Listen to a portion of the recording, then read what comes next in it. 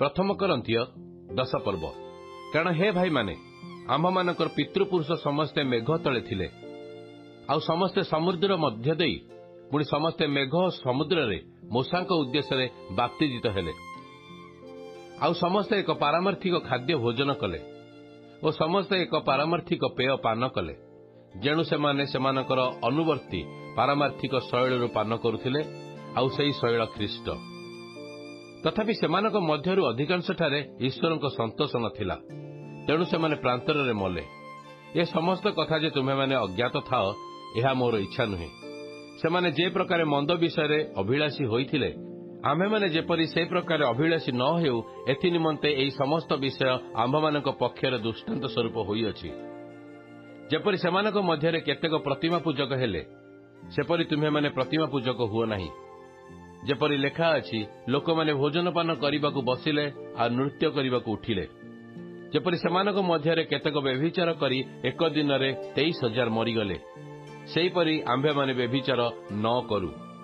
जेपरि सेमानक मध्यरे केतेक प्रभुंकु परीक्षा करी सर्प द्वारा विनष्ट हेले, सेहीपरि आम्भे माने प्रभुंकु परीक्षा न करू।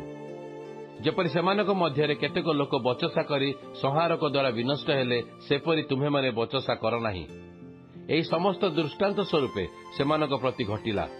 आउ जेउमानक समय रे जुगांता काल उपस्थित होइअछि, एपरि जे आम्भे माने आम्भमानक चेतना निमंते एही सबु लेखा जाइअछि। एणु जे आपणाकु स्थिर बोली मने करे, से जेपरि पतित न हुए, एथि निमंते से सावधान हेउ। मनुष्य प्रति जेउ प्रकार परीक्षा स्वाभाविक, ता छड़ा अन्य प्रकार परीक्षा तुम्भमानक प्रति घटी नाही। किंतु ईश्वर विश्वास्य, से तुम्भमानकु कौनसी असह्य परीक्षा परीक्षित हेबाकू देबे नाही। मात्र जेपरि तुम्हे माने सह्य करिपार, एथिपाई परीक्षा घटिबा संगे संगे से उद्धारर पथ मध्य प्रस्तुत करिवे। अतः हे मोर प्रिय माने, प्रतिमा पूजारू पलायन कर।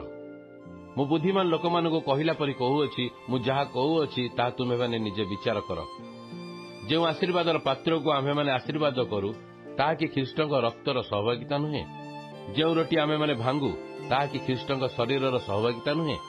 कारण रोटी एक हेबारु आम्भे माने अनेक हेले हैं एक शरीर स्वरूप।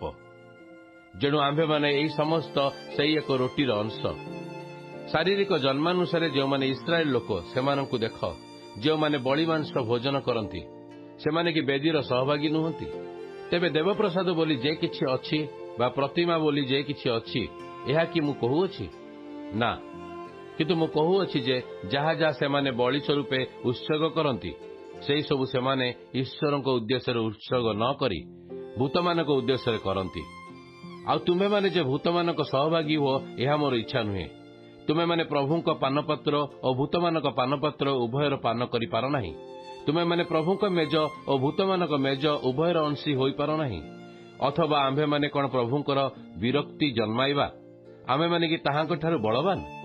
समस्त विषय साधन करबाकू स्वाधीनता अछि, किंतु समस्त विषय हितजनक नुहे। समस्त विषय साधन करबाकू स्वाधीनता अछि, किंतु समस्त विषयरु निष्ठा जात हुए नाही। केही निजर स्वार्थ चेष्टा न करू, मात्र प्रत्येक जन अन्यर मंगल चेष्टा करू। बजार रे जहा विक्रय हुए, विवेक सकाशे किछि न पचारि ताहा भोजन कर, कारण पृथ्वी और सेथिरे थिबा समस्त विषय प्रभुंकर। अविश्वासी मानक मध्यरु केही जदि तुम्भमानकु निमंत्रण करे, आउ तुम्हे माने जीवाकू इच्छा कर, तेबे ताहा किछि तुम्भमानकु परिवेषण करा जाए। विवेक सकाशे किछि न पचारि ताहा भोजन कर। किंतु केही जदि तुम्भमानकु कहे एहा बलि स्वरूपे उत्सर्गीकृत होइअछि, तेबे जे एहा जणाइला ताहा सकाशे ओ विवेक सकाशे ताहा भोजन कर नाही। तुम निज विवेक सकाशे बोली मु कहू नाही, मात्र तार विवेक सकाशे। मोर स्वाधीनता काहीकि अन्यर विवेक द्वारा विचारित हुए?